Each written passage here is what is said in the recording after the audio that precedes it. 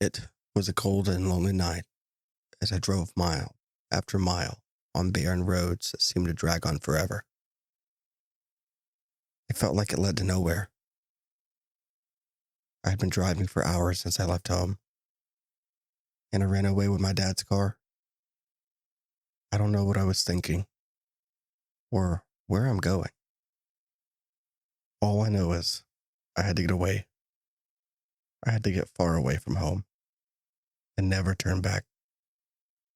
After driving for another half an hour or so, I finally came across what looked like a lot of farmland and ranches. The road became more rugged and dusty. It soon became a desert. Eventually, I came across a flickering sign that read, Jack's Motel. I figured I would call it at night and get a room for myself to get some rest before continuing any further on the road to nowhere. I pulled up into one of the few empty parking spots and shut the car off. Before getting out, I took a good look around and didn't see a single other car. So I wondered if anyone was even inside the motel. It did seem to be pretty rough shape, but that wasn't going to stop me from taking shelter there for the night. I stepped out of my dad's car and took a long look down the road to see if any cars would be coming from either direction. But there was nothing. No headlights, nobody for miles besides the farm that I had just passed. I shook off the feeling of lonely dread and walked up to the door. It was a shabby, run-down motel. As soon as I grabbed the door handle, it broke off, and the door slowly creaked open on its own. A chill shot down my spine as I glanced inside the dark, dusty motel. I coughed a few times from the dust as soon as I stepped inside. I started shivering and realized it was colder inside the motel than it was outside. I looked frantically back and forth around the motel, and I saw stains everywhere, from the ceiling to the walls to the floor. There were rats scampering about and garbage thrown here and there. The place was obviously abandoned and not fit to stay in. I took a few more steps into the disgusting establishment and came across the front desk. There was what looked like dry blood splattered on the desk and walls. A painful, putrid aroma arose, and I started choking and coughing. I covered my mouth and nose with my coat, then started jogging towards the front door. I felt like I shouldn't be here, like the place didn't want me here. And that smell was like something burning, like flesh and the blood. I collapsed on the floor coughing more because of the dense fog of dust and the rank smell emitting from the foul building. I couldn't take it. I held my breath and stood up. I was dizzy. I couldn't see straight. I felt like I was about to pass out. I slapped myself and tried to make it through the front door, but I froze. I stood there staring out the door into the night sky as I felt hot breath on my neck. I heard a snapping sound and then a growl. I didn't want to know what it was. I just wanted to run to the door, but I couldn't move. And just as I was about to turn my head to see what was behind me, the front door slammed shut, leaving me in total darkness. The sound the door made as it slammed echoed through the building, and its walls shook for a moment. Then everything fell silent. Everything except for my accelerated heartbeat and frantic breathing. I could not see a damn thing. I tried to calm my breathing down by taking 3 deep breaths through my nose, but it did nothing help much. I reached my right hand into my pants pocket and dug out my iPhone out of there. I quickly turned the phone on, got past my passcode, and turned the flashlight app on. The phone's flashlight was barely helpful, since it only gave me enough light to see 2 feet in front of me. But it was good enough. I went to the front door and started banging on it. But there was no use. There was no doorknob now. And it just wouldn't budge.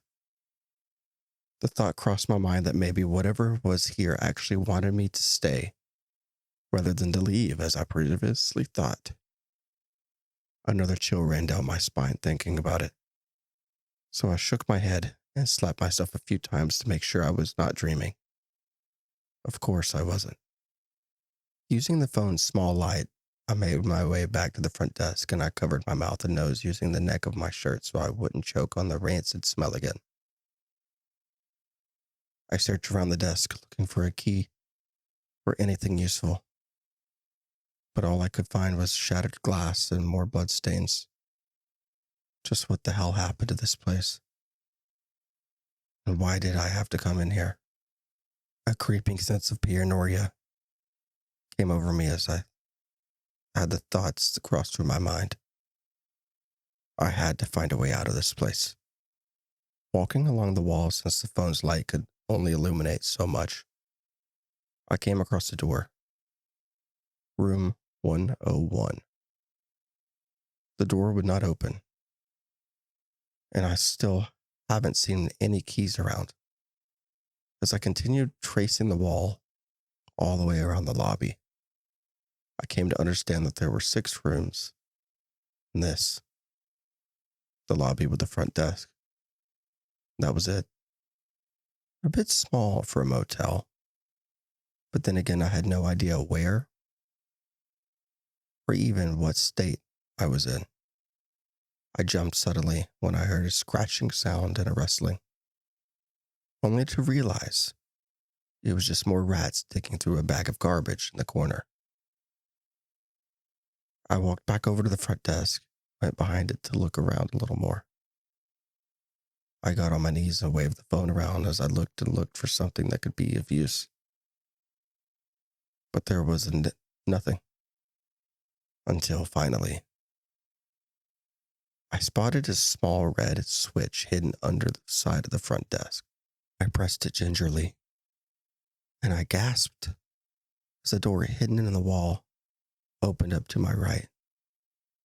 I stood up and crept over to the open door and inspected it, taking in how well it was designed and hidden within the wall.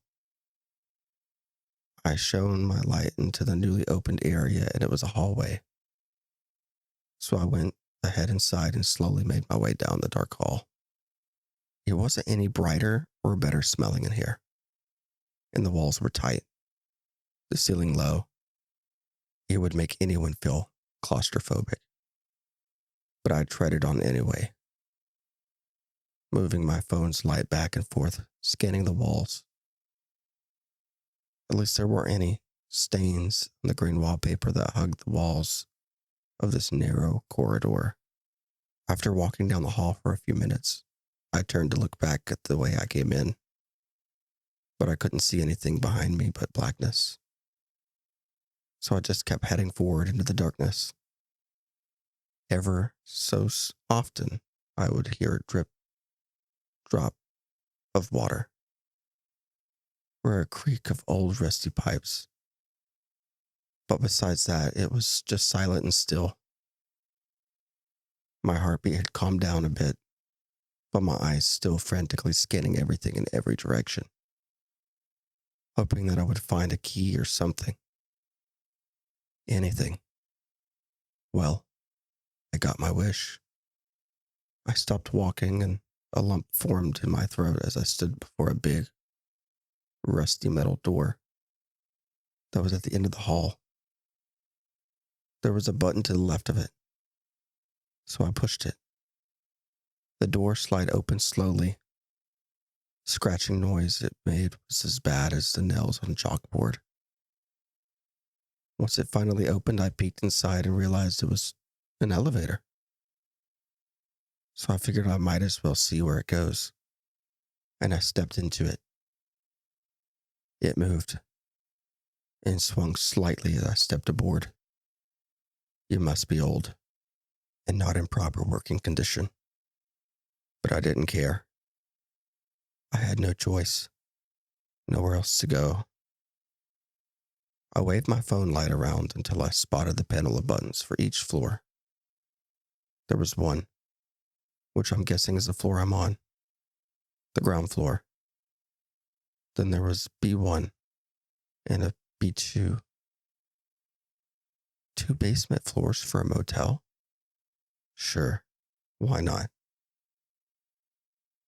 I pressed B1 and the door squealed shut. The elevator started moving downwards.